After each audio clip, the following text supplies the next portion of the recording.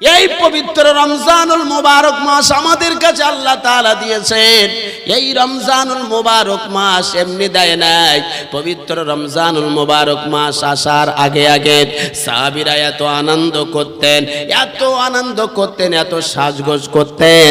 রমজানুল মুবারক আসলে পরে নবীজি এবং সাহাবীদের মনে এত আনন্দের জোয়ার বইতো। মদিনার বৃদ্ধ মানুষেরা, মদিনার মহিলারা, মদিনার মা বোনেরা, মদিনার ছোট ছোট বালকেরা, তারা একে অপরকে বলা বলি করতো, এবারে রমজানে আমি গোটা 30টা রোজা রাখবো, 30টা তারাবি পড়বো, 30টা রোজা রাখবো আর 30টা তারাবি পড়বো। একে অপরের কাছে বলা বলি করতো। কিন্তু আমাদের সমাজে রমজান আসলে পরে কিছু কিছু মানুষের রাগ হয়, মানে বাড়ি রান্না হয় না, ওর মাথা গরম। প্রিয় বন্ধুরে আমার, রমজান মাস আল্লাহ তাআলা দিয়েছেন ভালোবেসে। এই রমজানুল মুবারক মাসে নবীজি সাল্লাল্লাহু আলাইহি সাল্লাম বলেছেন, এই রমজানুল মুবারক মাসে কোন মানুষ যখন রোজা রাখে, হাদিসে পাকের বর্ণনায় এসেছে, হাদিসে পাকের বর্ণনায়, হাদিসে কুদসির মধ্যে আল্লাহ তাআলা বলেছেন, রমজানুল মুবারক মাসে রোজা রাখার কারণে এমন করে পেটে একটা টক্সিন নামীয় এমন করে তৈরি হয় পেটের মধ্যে, না খেয়ে থাকলে পরে এই টক্সিন হওয়ার কারণে রোজাদারের মুখ থেকে একটা দুর্গন্ধ বার হয় না? এ বাবা একটু ইকো দাও, একটু ইকো দিয়ে সাউন্ড বাড়াও। প্রিয় বন্ধুরে আমার, দুর্গন্ধ বার হওয়ার কারণে, আর বক্সের আবার শুরু করো, দুর্গন্ধ বার হওয়ার কারণে দেখবেন রোজাদারের মুখের সামনে যাওয়া যায় না। আল্লাহ তাআলা বলেছেন, হাদিসে কুদসের মধ্যে বলেছেন, নবীজি সাল্লাল্লাহু আলাইহি সাল্লাম বলেছেন, বর্ণনা করেছেন, আল্লাহ তাআলা বলেন, ওই রোজাদারের মুখের গন্ধটা আমার কাছে মেশকে আম্বরের থেকেও আরো প্রিয় হয়ে যায়।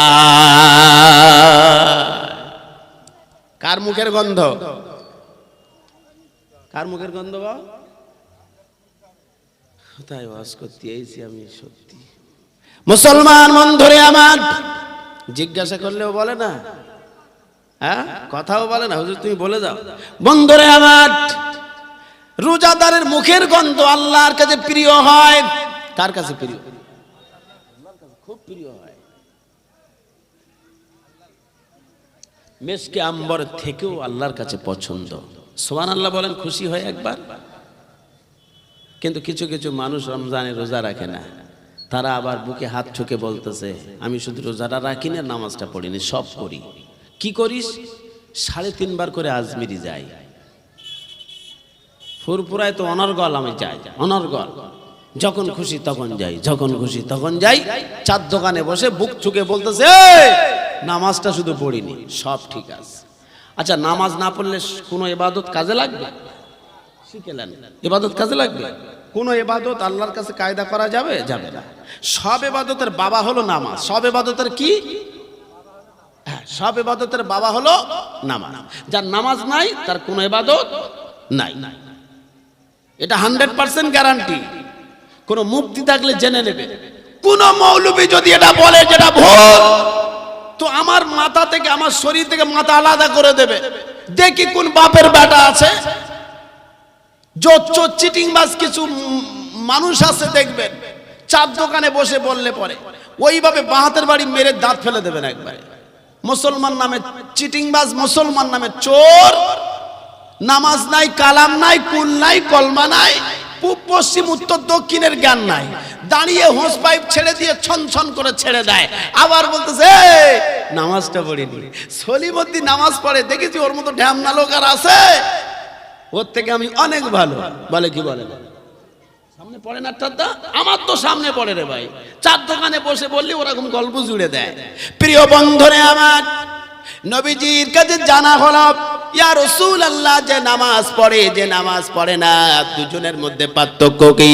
নবীজি বলেছেন, যে নামাজ পড়ে সে হলো একজন মুসলমান, যদিও গুনার কাজ করে, যদিও মিথ্যা কথা বলে, যদিও অন্য কাজ করে, কিন্তু নামাজ হলো সব ইবাদতের মূল। যার ভিতরে নামাজ আছে ওই ব্যক্তিটা হলো আল্লাহর বান্দা হিসাবে গণ্য হবে। সুবহানাল্লাহ বলা যাবে। যার নামাজ নাই, কালাম নাই, পূব পশ্চিম উত্তর উত্তর দক্ষিণের জ্ঞান নাই, নামাজ পড়ে না, মসজিদে মুয়াজ্জিন আজান দিলে মসজিদের পাশ দিয়ে পালিয়ে যায়, আবার বলে ইমাম আর মুয়াজ্জিন মাইনে দিয়েছি 10,000 করে তোদের, তোরা দুজনা মিলে চালা, 6 বারাত আর রমজান আসলে দেখবো বাকি টাইমে খুঁজে পাওয়া যাবে না। বিভিন্ন কাজের ব্যস্ততা, বিভিন্ন ব্যস্ততা, এত ব্যস্ততা মসজিদে দেখা করার সময় নাই। প্রিয় বন্ধুরে আমার, তাহলে বুঝলাম যে নামাজ ছেড়ে দেন, নামাজ পড়ে না, সে কুফরি করলো। নবীজির হাদিস, আল্লাহ তাআলা নবী বলেছেন একজন নামাজি আর একজন বেনামাজিদের মধ্যে পার্থক্য হলো একজন কাফেরের সমতুল্য হয়ে যায়, কাছাকাছি পৌঁছে যায়। এই জন্য সব ইবাদতের বাবা হলো সালাত। এই সালাত আদায় করতে হবে। নবীজি দুনিয়া থেকে চলে যাওয়ার আগে নবীজি অসুস্থ বোধ করছেন, নবীজি শরীরটা খারাপ, মাথা যন্ত্রণা, শরীর যন্ত্রণা হয়, নবীজি বেহুশ হয়ে যান, আবার হুঁশ ফিরে আসেন। ইন দ্য মিন টাইমে নবীজি আম্মা জান আয়েশার উরতের উপরে মাথাটা দিয়ে শুয়ে আছেন। নবীজির হুঁশ ফিরে আসার সাথে সাথে বিশ্ব নবী জিজ্ঞাসা করেন, আয়েশা এখন কিসের টাইম? হযরত আয়েশা বললেন, ইয়া রাসূলুল্লাহ, এমন একটা টাইম হলো নামাজের টাইম। মদিনার মসজিদে সাহাবীরা, বৃদ্ধ সাহাবীরা, মদিনার বালকেরা, মদিনার নওজোয়ান সাহাবীরা সবাই নামাজে এসেছে। ইয়া রাসূলুল্লাহ, এখন নামাজের টাইম নবী গো। আল্লাহর নবী আয়েশাকে বলেন, আয়েশা রে, আমি নবীজি নামাজে যেতে পারবো না, আজকে নামাজের ইমামতির দায়িত্ব আমি আমার সাহাবী আবু বকরকে অধীনস্থ করে দিলাম। ও আয়েশা, আমার সাহাবী আবু বকরকে জানিয়ে দাও। হযরত আবু বকরকে জানিয়ে দেওয়া হলো।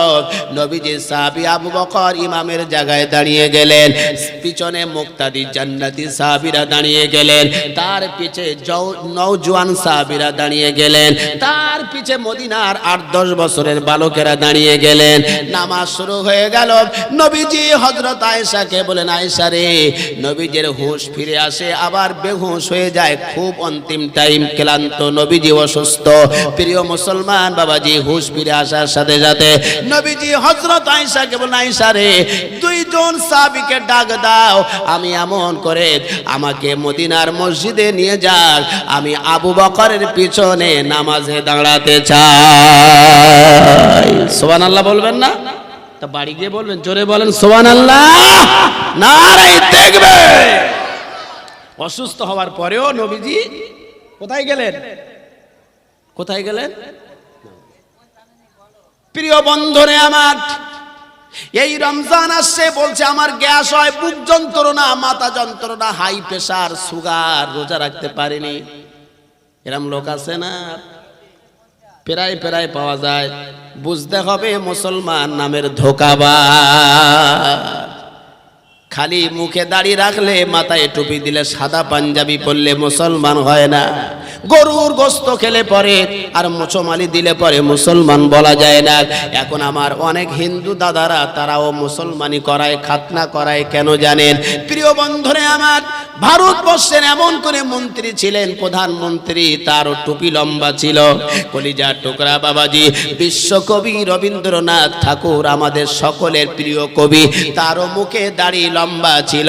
টুপি রাখার নামে যদি মুসলমান বলা হয়, মুসলমান বন্ধুরে আমার, এই জন্য একজন মুসলমানের প্রথম নাম্বার আদর্শ হবে, কথা মেপে বলবে, শিক্ষায় শিক্ষিত হবে, মার্জিত হবে, ভদ্র হবে, নম্র হবে, 5 ওয়াক্ত নামাজি হবে, তার কথা এত সুন্দর হবে, সে একজন নবীর প্রকৃত আশিক, সে একজন প্রকৃত মুসলমান। জোরে জোরে বলা যাবে সুবহানাল্লাহ। প্রিয় বন্ধুরে আমার, তাহলে বোঝাতে চাইছিলাম পবিত্র রমজান আমাদের জন্য বরকতময় মাস। কি মাস? আর কদিন বাকি? আগামী কালকে কি হবে? প্রথম তারাবি শুরু হবে, আল্লাহ যদি চায়। কথা ঠিক কি ঠিক না? কথা বলেন।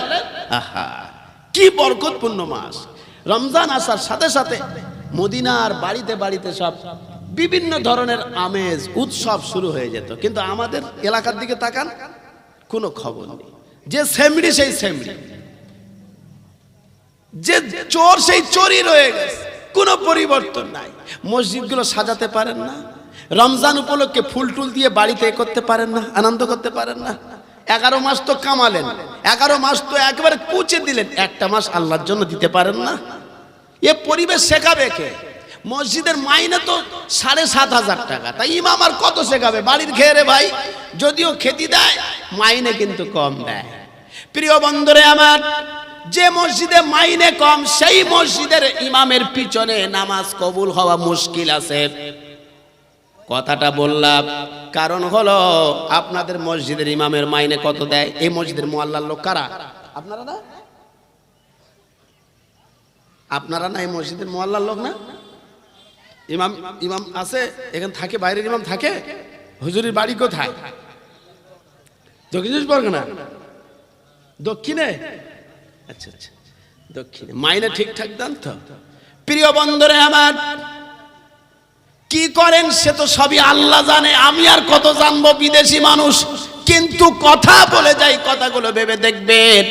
প্রিয় বন্ধু আমার, মসজিদের মাইনে ইমামের যোগ্য না দিলে পরে আপনার নামাজ কবুল হওয়া মুশকিল আছে, কারণ আপনার জান্নাতে যাওয়ার একটা মাধ্যম হলো ইমাম।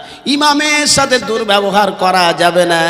আল্লাহ কোরআনে বলেছেন, ইন্নামা ইয়ামুরু মাসাজিদাল্লাহ মান আমানা বিল্লাহি ওয়াল ইয়াউমিল আখিরি ওয়া আকামাস সালাহ ওয়া আতাজ যাকাহ ওয়া লাম ইয়াখশা ইল্লাল্লাহ। ও দুনিয়ার মানুষেরা, মসজিদের দায়িত্ব নেবে 5 শ্রেণীর মানুষ। কয় শ্রেণীর? 1 নাম্বার হলো ইন্নামা ইয়ামুরু মাসাজিদাল্লাহ, যারা আমার মসজিদের দায়িত্ব নেবে, প্রথম নাম্বার সে যেন 100% ইমানদার হয়। কি হয়? 100% ইমানদার। একজন 100% ইমানদারের চলা হবে 5 ওয়াক্ত নামাজ, সত্য কথা বলা, মালে কম না দেওয়া, মালে ভেজাল না দেওয়া, ওজনে কম না দেওয়া, অবৈধ কোনো খারাপ কাজ না করা, অবৈধ কোনো খারাপ কাজ, খারাপ কথা না বলা।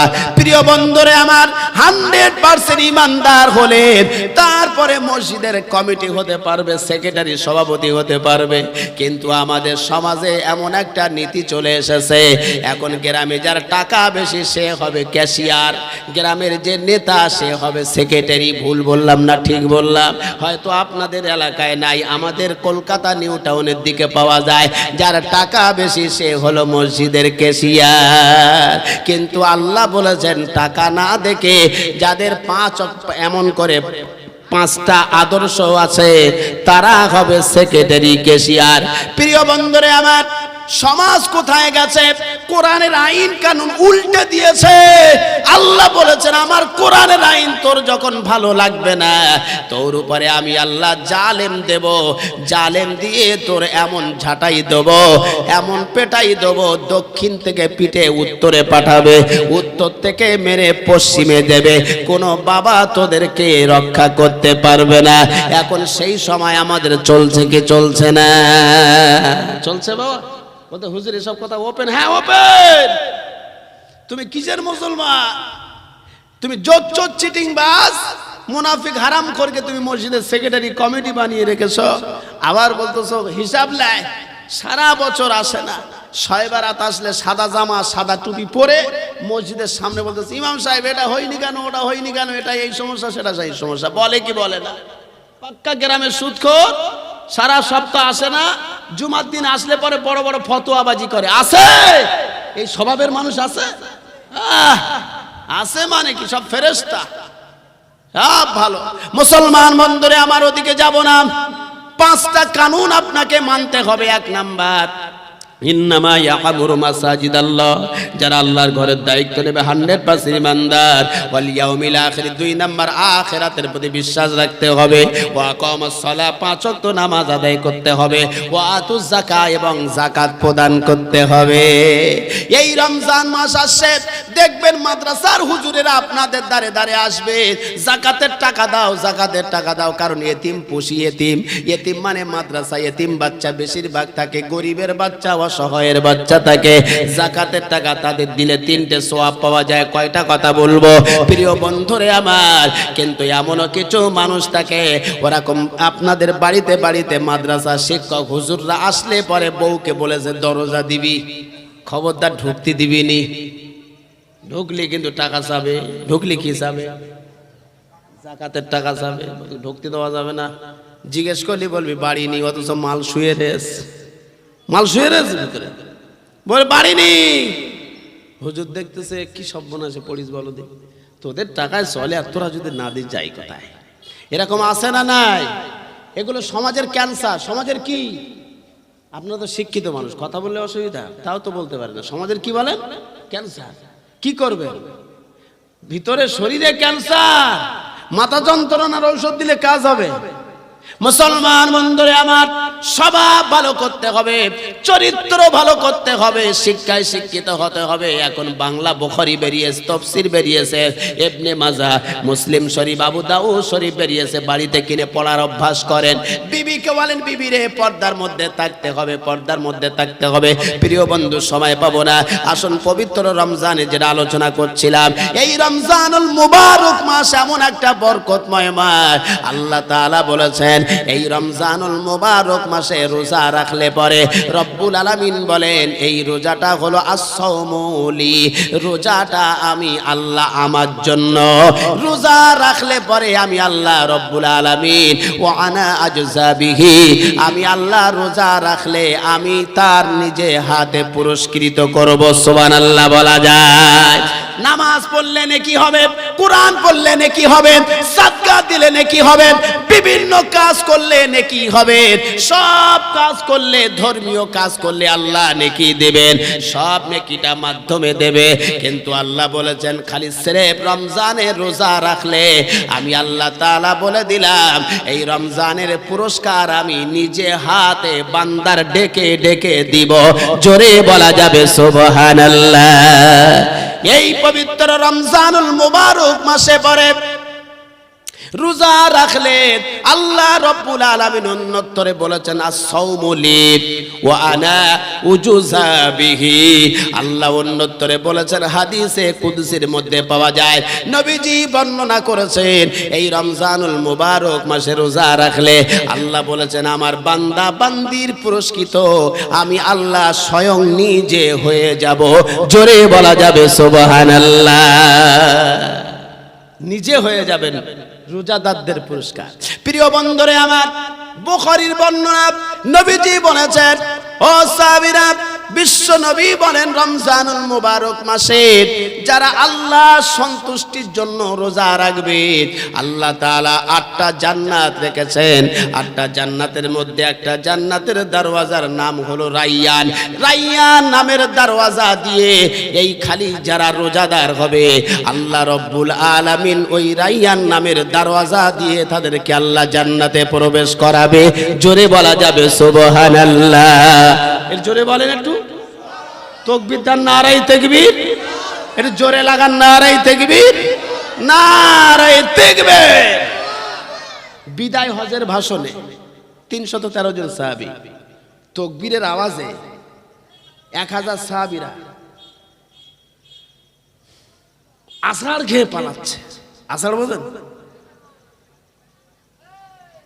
একটা পা এখানে আর আরেকটা পা সেখানে, বলতেছে লেসে রে পালা, মুহাম্মাদের দল খেপে গেছে, আমাদের আর উপায় নাই। শুধু নারায়ে তাকবীর, আল্লাহু আকবার, সুবহানাল্লাহ বলেন না? এ কি বজ্র কণ্ঠী আওয়াজ। প্রিয় বন্ধুরে আমার, সময় পাবো না, রমজানুল মুবারক মাসে বরকত আছে না নাই? আল্লাহ তাআলা নবী বলেছেন, হাদিসে পাকে পাওয়া যায় রমজানুল মুবারক মাসে রোজা রাখলে পরে আল্লাহ তাআলা গোটা রমজানুল মুবারক মাসে কবরবাসীদের কবরের আযাব আল্লাহ তাআলা মাফ করে দেন রমজানের খাতিরে। জোরে বলা যাবে সুবহানাল্লাহ। প্রিয় বন্ধুরে আমার, এই রমজানুল মুবারক মাস এমন একটা বরকতময় মাস, যারা দেখবেন রোজা রাখে আল্লাহ তাআলা বলেছেন রমজানুল মুবারক মাসে রোজা রাখলে 2টো আনন্দ আমার বান্দাদের দি। একটা আনন্দ হলো ইফতার খোলার সময় আনন্দ, এত আনন্দ উপভোগ করে আমার বান্দার সামনে রোজা রাখার পরে যখন ইফতার দেওয়া হয়, সামনে কত ফলমূল দেওয়া হয়, কত দামি দামি শরবত দেওয়া হয়, তারপরেও খায় না। কেন খায় না? পিছনে কি ফেরেশতা লাঠি নিয়ে দাঁড়িয়ে থাকে? থাকে যে খালি লোবো একবারে ঝাড়বো? প্রিয় বন্ধুরে আমার, একটাই কারণে খায় না, দামি ফল দামি এমন করে শরবত দেওয়ার পরেও খায় না। এত কষ্ট হয়, এত কষ্ট হয়, তারপরেও খায় না, খালি ঘড়ির দিকে তাকায়। নবীজি 1500 বছর আগে বলে গেছেন, রমজানুল মোবারক মাসে যারা আল্লাহর হুকুম 30টি রোজা রাখবে, এই রোজা রাখার কারণে প্রিয় বন্ধু আমার, নবীজি বলেছেন সূর্যটা যখন পূব থেকে উদিত হওয়ার আগ পর্যন্ত, উদিত হওয়ার পরে পশ্চিমে অস্তমিত যাওয়ার আগ পর্যন্ত, ও সামিরা, আমি বিশ্বনবী মুহাম্মদ সাল্লাল্লাহু আলাইহি সাল্লাম জানিয়ে গেলাম, তোমরা খবরদার কিছু আহার করবে না, পান করবে না। তোমরা এমন করে এমন ভাবে থাকবে, তোমাদের গালের থুতুও যদিও বেশি আসে তোমরা তাও খেতে পারবে না। আমি আল্লাহ রব্বুল আলামিন জানিয়ে দিলাম, রমজানে যখন কোন রোজাদার ইফতার নিয়ে বসে যায়, আল্লাহ তাআলার নবী বলেছেন ওই সময়ের দোয়াটা আল্লাহ তাআলার কাছে বিদ্যুৎ গতিতে কবুল হয়ে যায়। জোরে জোরে বলা যাবে সুবহানাল্লাহ।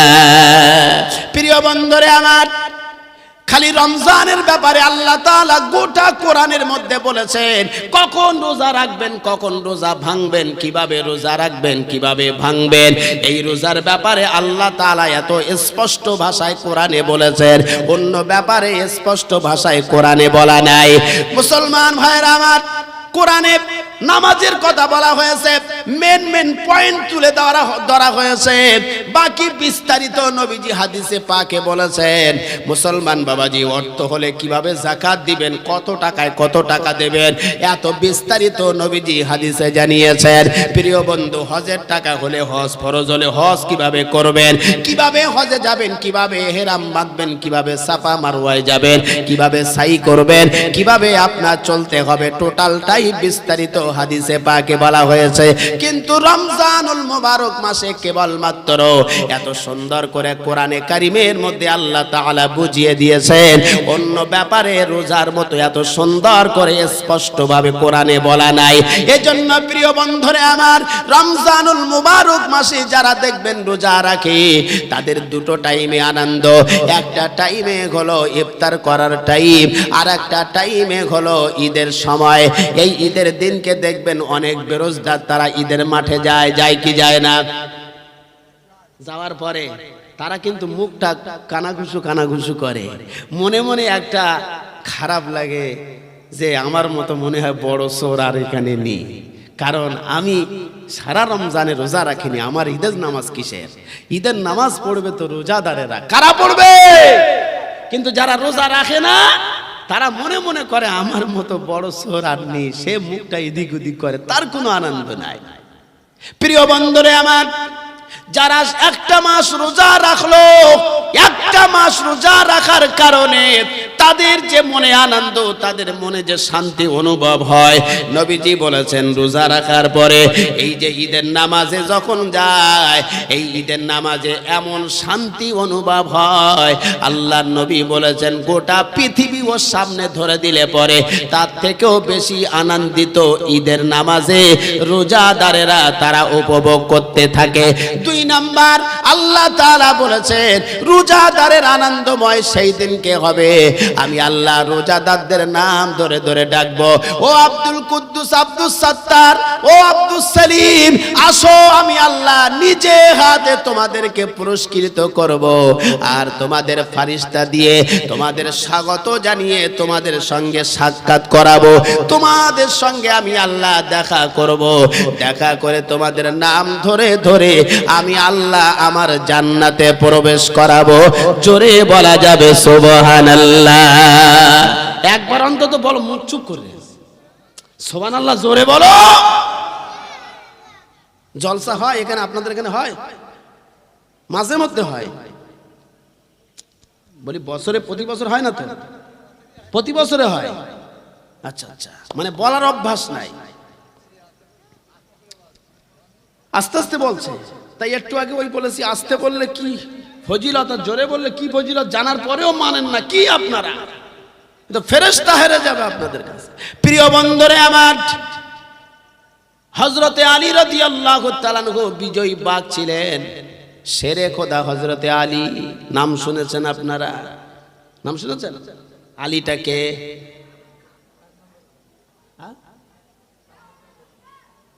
ক নম্বর? 4 নম্বর। মাশাআল্লাহ, আমার ভাই ঠিকই বলেছেন। নবীজির চতুর্থ সাহাবী হযরতে আলী রাদিয়াল্লাহু তাআলা। সুবহানাল্লাহ বলেন। 8 বছর বয়সে ঈমানের কলেমা পড়েছিলেন। বিজয়ী বাগ আল্লাহ তাআলা তাকে করেছেন। সুবহানাল্লাহ বলেন। প্রিয় বন্ধুরে আমার, তাহলে রমজানের বরকত আমরা বুঝলাম। সবাই রোজা রাখবো ইনশাআল্লাহ, বলি রাখবো ইনশাআল্লাহ। আমাদের মা বোনেদেরকে বলবো রোজা রাখতে হবে। 12 বছর পার হবে, কি হলো ভাই? 10টা 20 পর্যন্ত টাইম, এখন বাজে কটা? খারাপ লাগে আপনাদের? ওই তো টাইম বেঁধে দিল আমারে, আমার তুলেস খবর। প্রিয় বন্ধুরে আমার, সবে তো লোক আপনারা বসলেন, তার একটু আলোচনা করি। তার টাইম বেঁধে দিয়েছে, আর একবার ওরম করেছে আমার এনে, সেই ওই দিকে সাংঘাতিক লোক যে।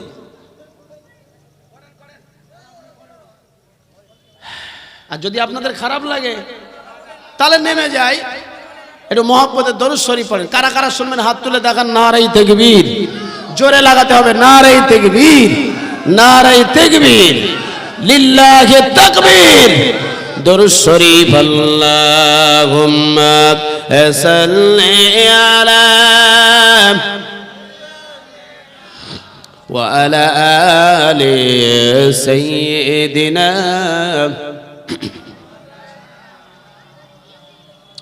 مولانا محمد اللهم صل على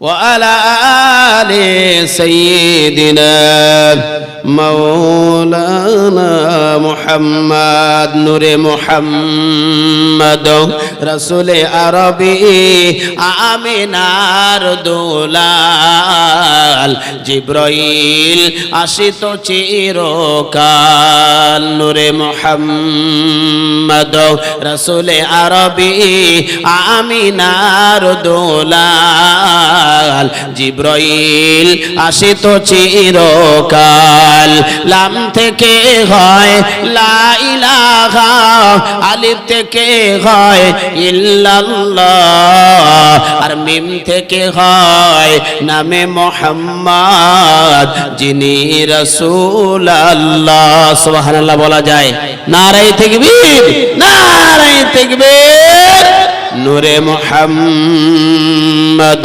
রাসূল আরবি আমিনার দুলাল জিব্রাইল আসিত চিরকাল শহীদ আজম ইমাম হোসাইন মা ফাতিমার দুলাল আর তারি নামটি স্মরণ করব আমরা চিরকাল এ নবী না হলে তৈরি হতো না এ বিশ্ব জাহান আর এই কথাটি পবিত্র হাদিসে রয়েছে প্রমাণ নূরে মুহাম্মদ রাসূল আরবি আমিনার দুলাল নবীজি জিব্রাইল আসিত চিরকাল আল্লাহুম্মা সাল্লি আলা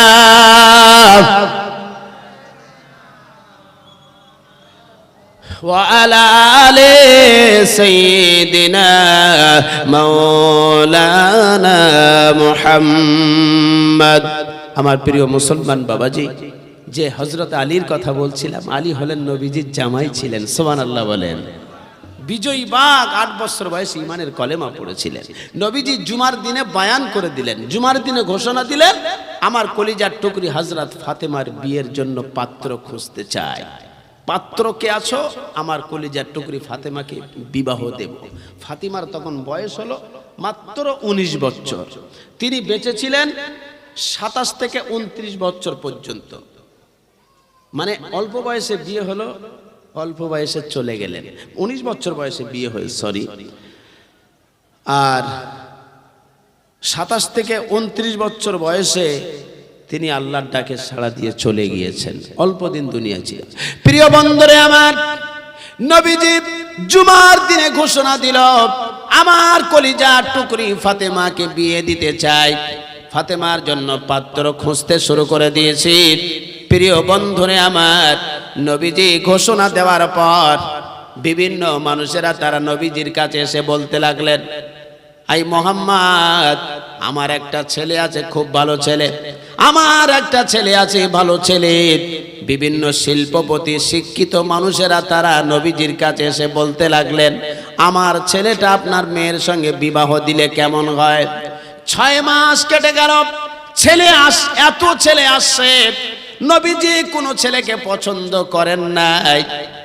কমাস কেটে গেছে, কত ডাক্তার, কত মাস্টার, কত শিল্পপতি, কত MA পাস, কত BA পাস, কত পয়সাওয়ালার ছেলেরা আসে নবীজির মেয়ের বিয়ে করার জন্য প্রস্তাব নিয়ে এসেছে, নবীজি অ্যাকসেপ্ট করছেন না। প্রিয় বন্ধুরে আমার, নবীজির চতুর্থ খলিফা বিশিষ্ট 4 জন সাহাবী ছিলেন, হযরত আবু বকর, হযরত ওমর, হযরত উসমান, হযরত আলী রাদিয়াল্লাহু তাআলা আনহু। হযরত আবু বকর, উসমান, আলী এমন করে ওমর একটা জায়গায় বসলেন, আলোচনা করলেন। আলীর সঙ্গে এমন করে 3 সাহাবী বলতে লাগলেন, ও আলী রে, মনে হয় ফাতেমার সঙ্গে তোমার বিবাহ দেওয়ার প্রস্তাব যদি তুমি দাও, আমার মনে হয় তোমার প্রস্তাবটা গ্রহণ করতে পারে। প্রিয় বন্ধুরে আমার, হযরতে আলী নবীজি মদিনার মসজিদে ফজরের সালাত আদায় করবার পর সাহাবীকে নিয়ে বসে গেছেন, নবীজি ওয়াজ করছেন। আর হযরতে আলী সাহস করে গিয়ে নবীজির সামনে দাঁড়িয়ে সালাম দিলেন, আসসালামু আলাইকা ইয়া আইয়ুহান নবী, ইয়া রাসূলুল্লাহ, আমি একটা প্রস্তাব নিয়ে এসেছি। প্রস্তাব নিয়ে এসেছি এই কথাটা বলবার পর হযরতে আলী দাঁড়িয়ে আছেন, নবীজি সাহাবীদের সামনে ওয়াজ করছেন। অল্পক্ষণ পরে নবীজি হযরতে আলীর দিকে দেখলেন আর আলী ওই জায়গায় নাই, দৌড় মেরে পালিয়ে চলে গেছে। প্রস্তাব এনেছে হযরত আলী রাদিয়াল্লাহু তাআলা। নবীজি কিছুক্ষণ পরে বলতে, কে রে? মাথা উঁচু করে দেখেন আলী পালিয়ে গেছে। প্রিয় বন্ধুরে আমার, সংক্ষেপে বলছি, হযরতে আলী এমন করে আবু বকর, উমর, উসমানের কাছে গিয়ে বললেন, প্রিয় ভাইরা আমার, ও হযরতে আবু বকর, ওমর, উসমান, তোমরা আমাকে নবীর কাছে মার খাওয়ানোর চক্রান্ত করো।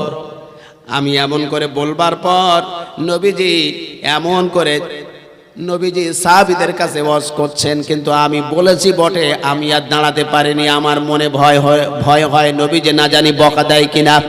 প্রিয় বন্ধুরে আমার, হযরতে উসমান বলে, ও আলী, যাও, আজ তুমি এমন করে ভালো সময়, নবীজির মন মেজাজটা ভালো আছে, আজকে তুমি প্রস্তাবটা নিয়ে যাও। প্রস্তাবটা নিয়ে গিয়ে বলবে, আয় আল্লাহর নবী, আমি একটা প্রস্তাব নিয়ে এসেছি, আমার একটা কথা আছে। পরের দিনে আবার হযরতে আলী নবীজির কাছে আসলেন, আসার পরে প্রস্তাবটা দিলেন, আসসালামু আলাইকা ইয়া আইয়ুহান নবী, ইয়া রাসূলুল্লাহ, আমি আলী এসেছি একটা প্রস্তাব নিয়ে। নবীজি এমন করে হযরতে আলীকে জিজ্ঞাসা করবেন পাল্টা, আর সময় দিল না। হযরতে আলী বলে দৌড় পালিয়ে গেছে। হযরতে আলী ছিল একটু বেটে গোছের মানুষ, একটু শর্ট ফিগারের মানুষ। বলার পরে নবীজি যে জিজ্ঞাসা করবে, আলী, বিয়ের প্রস্তাব নিয়ে এসেছো, এই জিজ্ঞাসা করার সময় দেয়নি, আলী দৌড়। প্রিয় বন্ধুরে আমার, 2 বার প্রস্তাব নিয়ে যাওয়ার পর নবীজির কথা শোনার সুযোগ হলো না, নবীজির সঙ্গে দেখা হলো না।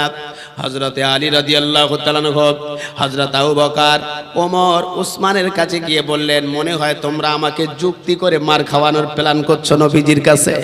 নবীকে কি মানতেন দেখেন, কিভাবে মানতেন। যদি বিয়াদবি হয় নবীজি ধমক দেবে, বকা দেবে, নবী মারবে, আমি কিন্তু সহ্য করতে পারবো না, অতএব আমি বলতে পারবো না। প্রিয় বন্ধুরে আমার, এখন সমাজের কিছু ছেলেরা আছে দেখবেন বাপের সামনে বলে বিয়ে দাও, বিয়ে দাও, বলে কি বলে না, বলে বিয়ে না দিলে অবস্থা খারাপ। বাপের কাছে হয়তো ডাইরেক্ট বলে না, চাচার কাছে চাচা তুমি বলো, আর এইভাবে সম্ভব না, সংসার পাতি করতে হবে। প্রিয় বন্ধু আমার, কিন্তু নবীজি ওই চাচা আবু তালিবের কাছে থাকার পরে 25 বছরের যুবক, বিয়ের প্রস্তাব এলো মালিকের পক্ষ থেকে, নবীজি তখন বলছেন আমি কিছু বলতে পারবো না, যা বলবে আমার চাচা। চাচা যদি বলে বিয়ে হবে তো হবে, চাচা যদি বলে বিয়ে হবে না তো হবে না। এটা হযরত মুহাম্মদের আদর্শ। সুবহানাল্লাহ বলবেন না? আমরা কার আদর্শ নিয়ে আলোচনা করি? আমাদের নেতার নাম কি? সবাই বলো। হযরত মুহাম্মদ সাল্লাল্লাহু আলাইহি ওয়াসাল্লাম আমাদের নেতা। আমাদের নেতার বিন্দু পরিমাণে সামনে পিছনে ডাইনে বামে কোনো দিক দিয়ে কোনো খারাপই নাই। আমরা সেই নেতার অনুসারী। সুবহানাল্লাহ বলবেন না? আল্লাহ তাআলা যাকে এত মর্যাদা করেছে, যে মর্যাদার কথা বলে শেষ করা যায় না, যে নেতা হ্যাঁ বললে শরিয়াতে সেটা হালাল হয়, না বললে শরিয়াতে সেটা হারাম হয়, সেই নেতা পা বাড়ালে আল্লাহ আসমানে তুলে নেয়। সুবহানাল্লাহ বলা যাবে? আমার নবী আসমানের দিকে, চাঁদের দিকে এই হাত দিয়ে ইশারা করলে আল্লাহ নেতার সম্মানার্থে, নবীর সম্মানার্থে চাঁদ দুটুকরো আল্লাহ তাআলা করে দেয়। সুবহানাল্লাহ বলা যায়? বিষধর সাপ দংশন করলে নেতার মুখের থুতো দেওয়ার পরে বিশ্ব মেডিসিনের থেকেও বেশি কাজ হয়। সুবহানাল্লাহ বলা যায়? আমরা সেই নেতার অনুসারী। কোন নেতার অনুসারী? যার পেশাব পায়খানা সবটাই দামি বরকত করে আল্লাহ তাআলা পাঠিয়েছেন। সাহাবী পেশাবকে আল্লাহ তাআলা বলেছেন, সাহাবী তোমার পেটের রোগ হবে না। সুবহানাল্লাহ বলা যায়? মানব দেহ হিসাবে এসেছিলেন, কিন্তু নবীকে নূর দিয়ে আল্লাহ তাআলা বানিয়েছেন। সুবহানাল্লাহ বলা যায় না? প্রিয় বন্ধুরে আমার, হযরত আলীর কথা বলছিলাম। 2 দিন প্রস্তাব আনার পরে 3 দিনের মাথায় ফজরের সালাতের পরে সাহাবীরা নবীজির সামনে বসে গেছেন। হযরত আলী খুব সাহস নিয়ে দাঁড়িয়ে পড়েছেন, পড়ে বললেন আসসালামু আলাইকা ইয়া রাসূলুল্লাহ, আজকে প্রস্তাব নিয়ে এসেছি, বলতে চাই। যেই না বলেছেন, নবীজি হযরতে আলীর হাতটা ঝপ করে ধরে ফেলেছেন। ধরে ফেলার পরে বলতেছে আলী আজকে পালাবার সুযোগ নাই, আজকে বলো কি প্রস্তাব। হযরতে আলী বললেন ইয়া রাসূলুল্লাহ, আপনার মেয়ের জন্য ভালো ছেলে হিসাবে এমন করে আপনার কাছে প্রস্তাব এনেছি। নবীজি বলেন আলী রে, ছেলের পরিচয় দাও। হযরত আলী বললেন ইয়া রাসূলুল্লাহ, ছেলের পরিচয় হলো আমি নিজে আলী আপনার মেয়েকে বিয়ে করতে চাই। জোরে জোরে বলা যাবে সুবহানাল্লাহ। প্রিয় বন্ধুরে আমার, নবীজি এই প্রস্তাবটা শুনবার সাথে সাথে আল্লাহ নবী বললেন আলী রে, আল্লাহ তাআলার আরশে আজিমে তোমার নাম ঘোষণা হয়ে গেছে। তোমার সঙ্গে আমার মেয়ের বিয়ের ব্যাপারে আমার আল্লাহ রব্বুল আলামিন আমাকে ঘোষণা দিয়েছে। একবার জোরে বলা যাবে সুবহানাল্লাহ। নারে তাকবীর, নারে তাকবীর। প্রিয় বন্ধুরে আমার, হযরতে আলী আর ফাতিমা রাদিয়াল্লাহু তাআলা আনহা সাইয়্যিদাতুন নিসা আহলিল জান্নাত, সব নারীদের সরদার হবেন হযরতে ফাতেমা। সব নারীদের সরদার করে আল্লাহ তাআলা তাকে কবুল করেছেন। তার সই ছাড়া জান্নাতে যাওয়া যাবে না। সুবহানাল্লাহ বলেন না? আমাদের ঘরের মা ফাতেমা কোমরে বেঁধেছে, বুকটা ভেটকি মাছের মতো। ছি ছি ছি ছি, আছে না নাই? বলো আছে না ভাই? না ফাউল কথা বলছি? একটা নারীর কি সভ্যতা, কি ভদ্রতা ভাবে চলতে হবে ইসলাম শেখায়নি? কথা বলে শেখায়নি? নারীর মর্যাদা কে দিয়েছেন? হযরত মুহাম্মদ সাল্লাল্লাহু আলাইহি সাল্লাম দিয়েছেন। নবীজি যখন এসেছিলেন 570 খ্রিস্টাব্দে, এখানে অনেক হিন্দু দাদারা আছেন, তারাও শুনবেন। যখন 570 খ্রিস্টাব্দে মক্কায় আসলেন, তৎকালীন সময় মক্কায় অরাজকতা হতো, নারী হত্যা হতো, নারীকে শুকনো মাটিতে পুঁতে ফেলতো, সুদ ঘুষ বিভিন্ন ধরনের অবৈধ কাজ ছিল। হযরত মুহাম্মদ সাল্লাল্লাহু আলাইহি ওয়াসাল্লাম 570 খ্রিস্টাব্দে যখন মক্কা নগরীতে আসলেন, আস্তে আস্তে সেই কুসংস্কারগুলো দূরে চলে গেল। নবীজি বিদায় হজের ভাষণে, নবীজির জীবনে একবার হজ ঘটেছিল, একবারই হজ করেছিলেন। লক্ষাধিক সাহাবী মদিনা থেকে দশম হিজরিতে নবীজি 1 লক্ষের অধিক সাহাবী মদিনা থেকে নিজের জন্মভূমি মক্কায় গিয়েছিলেন। আর নবীজি ওই বিদায় হজের ভাষণে একবারই বলেছিলেন, সাহাবীরা তোমরা নারীদেরকে সুরক্ষিত দেবে, নারীদের সম্মান করবে, নারীরা হলো আমাদের মায়ের জাতি। সুবহানাল্লাহ বলা যাবে না? প্রিয় বন্ধুরে আমার, কলিজার টুকরা বাবাজিরা, একটা মেয়ে দেখবেন 18 বছরের মেয়ে একটা হিজাব পরে যখন রাস্তায় যাবে, তাকে বিভিন্ন শ্রেণীর মানুষেরা তাকে কিন্তু সাধুবাদ জানাবে, সম্মান জানাবে। আর এটা আমাদের ধর্মীয় ব্যাপারে, ইসলামিক ধর্মীয় ব্যাপারে, একটা মেয়ে 18 বছর 20 বছরের মেয়ে বুকে ওড়না নাই, মাথায় ওড়না নাই, মুসলমান কলিজার টুকরা বাবাজি, চায়ের দোকানে কিছু ছেলে পিলে বসে থাকলে, রাস্তায় বসে থাকলে তারা সমালোচনা করবে, বলবে সত্যি মালাটা যাচ্ছে রে। হয়তো শুনিয়ে বলবে না, কিন্তু দূর থেকে বলবে। বলবে কি বলবে না? বলবে না বাবা? এটা বলা স্বাভাবিক না? প্রিয় বন্ধুরে আমার, যদি মনে করেন কোন শ্রেণীর মানুষ বলবে এটা বিষয় না, তারা বলবে। এজন্য নারী হলো সম্মানীয় জাতি, নারী হলো আমাদের মায়ের জাতি। কি হিন্দু কি মুসলিম, আপনাদের এই সমাজটা খুব ভালো লাগলো। এক হিন্দু দাদার সঙ্গে আমার কথা হচ্ছিল, আপনাদের এই এখানে দোকানদার একজন হিন্দু দাদাকে জিজ্ঞাসা করলাম, দাদা আপনাদের এখানে কোনো সমস্যা নাই? বলতেছে না, আমরা খুব ভালো আছি। আমার কোনো বাচ্চা অসুস্থ হলে পরে আপনাদের মসজিদের ইমাম সাহেবের কাছে যাই। আমাকে জিজ্ঞাসা করছে বাড়ি কোথায়? আমি বললাম নিউ টাউনে। এমন করে সন্দেশখালী, কিন্তু নিউ টাউন একটা মাদ্রাসায় থাকি, মাদ্রাসা চালাই। বলতেছে আমাদের এখানে খুব ভালো, আলহামদুলিল্লাহ। আমি শুনে খুশি হয়ে গেলাম। প্রিয় বন্ধুরে আমার, এই কোরআনে মাজিদ আল্লাহ তাআলা পাঠিয়েছেন এক জাতিকে লক্ষ্য করে বলেন নাই। আল্লাহ যা কিছু বলেছেন, ইয়া আইয়ুহান নাস, ও মানব সম্প্রদায়, ও মানুষ সম্প্রদায়, তোমাদের জন্য আল্লাহর পক্ষ থেকে বার্তাবাহক একজন নবী এসেছেন, একজন ব্যক্তি এসেছেন। আর তোমাদের জন্য একটা বার্তাবাহক হিসাবে, গাইডম্যান হিসাবে কোরআনে মাজিদ এসেছে। আসো ইসলামের ছায়া তলে থাকো। কিন্তু আল্লাহ তাআলা অন্যত্তরে বলেছেন লাকুম দীনুকুম ওয়ালিয়া দীন। ও পৃথিবীর মানুষেরা, আমি বলেছিলাম 200 কোটি মানুষ আছে প্রায় মুসলমান, কিন্তু 200-200 অধিক ধর্ম আছে। কয়শো ধর্ম? 200 অধিক ধর্ম। বিভিন্ন ধর্মের মানুষেরা তারা তাদের ধর্মস্থানে গিয়ে বিভিন্ন ইবাদত করে, তারা তাদের মালিককে ডাকে। কিন্তু আল্লাহ তাআলার পক্ষ থেকে একটা মনোনীত ধর্ম হলো ইন্নাদ দীনা ইনদাল্লাহিল ইসলাম। ইসলাম ধর্ম আল্লাহর পছন্দের ধর্ম। সুবহানাল্লাহ বলেন। প্রিয় বন্ধুরে আমার, আল্লাহ তাআলা বলেন এই ইসলাম ধর্মীয় ব্যাপারে আমি আল্লাহ রব্বুল আলামিন জানিয়ে দিলাম, ইসলাম ধর্মটা আমার পক্ষ থেকে আমি আল্লাহ পাঠালাম। সেই কোরআনে মাজিদে, সেই মুসলমানদের সংবিধানে লেখা আছে লাকুম দীনুকুম ওয়ালিয়া দীন।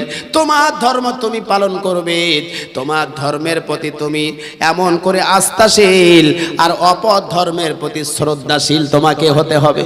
তোমার পাশে একজন হিন্দু ভাই থাকবে, মুসলমান কলিজার টুকরা, তোমার হিন্দু ভাইয়ের পাশে বাড়িতে কেউ অসুস্থ হলে তোমার ধর্মীয় কিতাবে লেখা আছে তুমি তাকে দেখতে যাবে। তোমার পাশে একজন হিন্দু ভাই অসুস্থ হয়ে এমন করে হসপিটালে ভর্তি থাকলে তোমার দায়িত্ব হলো তার পাশে গিয়ে খোঁজ নেওয়া, খবর নেওয়া, ভাই কেমন আছো, দাদা কেমন আছো। এটা হযরত মুহাম্মদ সাল্লাল্লাহু আলাইহি সাল্লাম শিখিয়েছেন। জোরে বলা যাবে সুবহানাল্লাহ। নারায়ে তাকবীর, নারায়ে তাকবীর। আমার প্রিয় বন্ধুরা, কি কথা বলছিলাম? হযরতে আলী রাদিয়াল্লাহু তাআলা আনহু বিয়ের জন্য নবীজির কাছে বসলেন। বসার পরে দেখতে পাওয়া গেল আল্লাহর নবী প্রস্তাবে রাজি হয়ে গেলেন। নবীজি রাজি হয়ে যাওয়ার পরে আলীকে বলছেন, আলী রে দেন মোহর নিয়ে আসো। দেন মোহর। কি মোহর? দেন মোহর আমাদের দিতে হয় কি হয় না? হযরতে আলী বলেন, ইয়া রাসূলুল্লাহ, দেন মোহর কোথায় পাবো? আমি তো আপনার বাড়ি খাই, আর গতকালকে আপনার থেকে হাত খরচের টাকা নিয়েছি, আমার ঘর নাই চোলা নাই, কোথায় পাবো দেনমোহর, কোথায় পাবো? আমি তো আপনার বাড়ি খাচ্ছি, আপনার থেকে হাত খরচ নিস, তো দেনমোহর পাই কোথায়?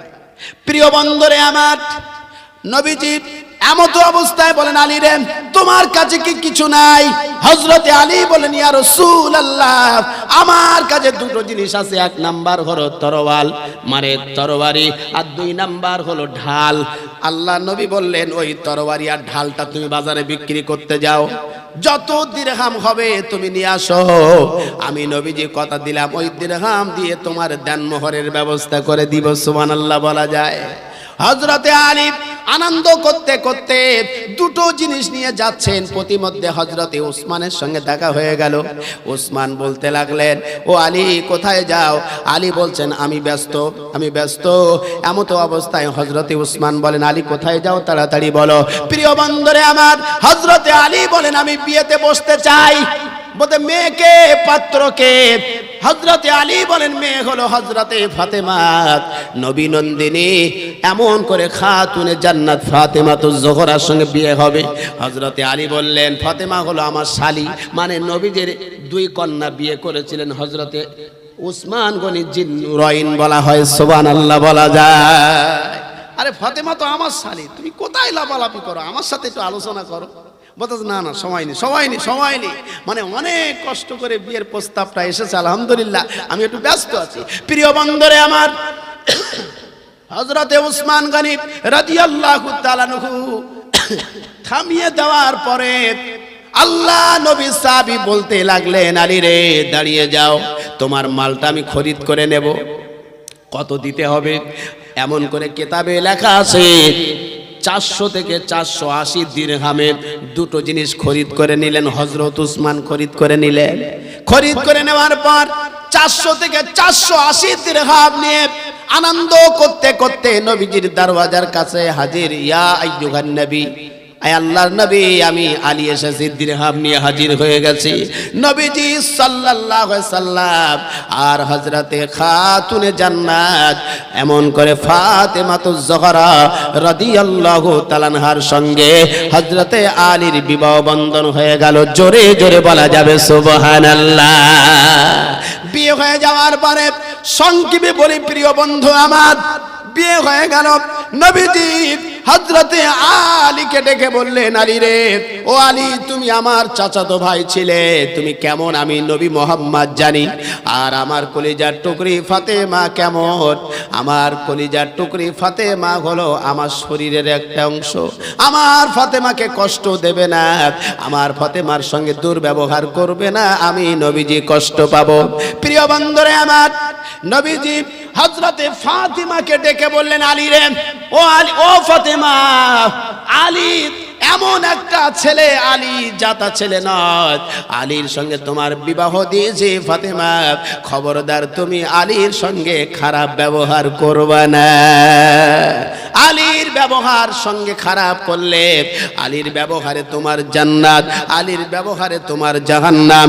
আলীর সঙ্গে খারাপ ব্যবহার করলে আল্লাহ তাআলা তোমাকে জাহান্নামে দিবে, আর আলীর সঙ্গে ভালো ব্যবহার করলে আল্লাহ রব্বুল আলামিন খুশি হয়ে জান্নাতে দিবে।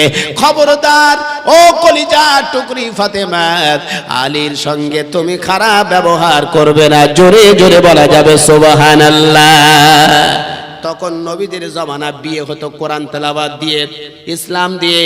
এখন আমাদের সমাজে বিয়ে হলে গান বাজনা, বিভিন্ন ধরনের অবৈধ কাজ দিয়ে বিয়ে হয়। ঠিক না কথা বলেন? যার জন্য কিন্তু 6 মাসের বেশি লাস্টিং করে না। 6 মাসের পরে মুডটা হয়, বাবা গল্প করো না, তাড়াতাড়ি সময় সংক্ষেপ, শুনতেছেন কথা?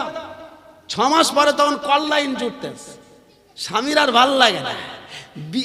সিনেমা, যাত্রা, ফাংশন, গান বাজনা দিয়ে আমাদের বিয়ে শুরু হচ্ছে, কিন্তু নবীজির কলিজার টুকরির বিয়ে হচ্ছে কোরআন তেলাওয়াত দিয়ে, সুন্নাহ দিয়ে, ভালো কাজ দিয়ে, ভালো আমল দিয়ে।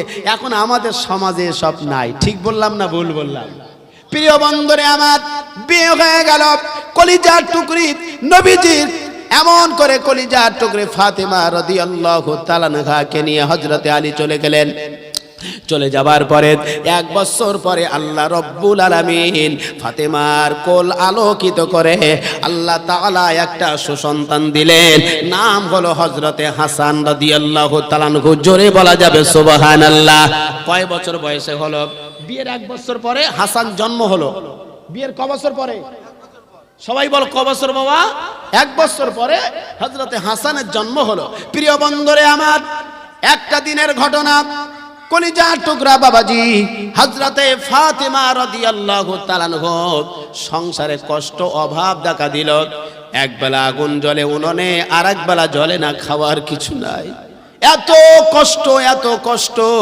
আল্লাহর নবীর কলিজার টুকরি ফাতেমা আলীকে ডেকে বলেন, আলী রে, আমার মনে হয় আর আমি সহ্য করতে পারি না আলী গো। ও আলী, আমি যে সোজা হয়ে নামাজ পড়বো, নামাজ পড়তে পারি না আলী রে।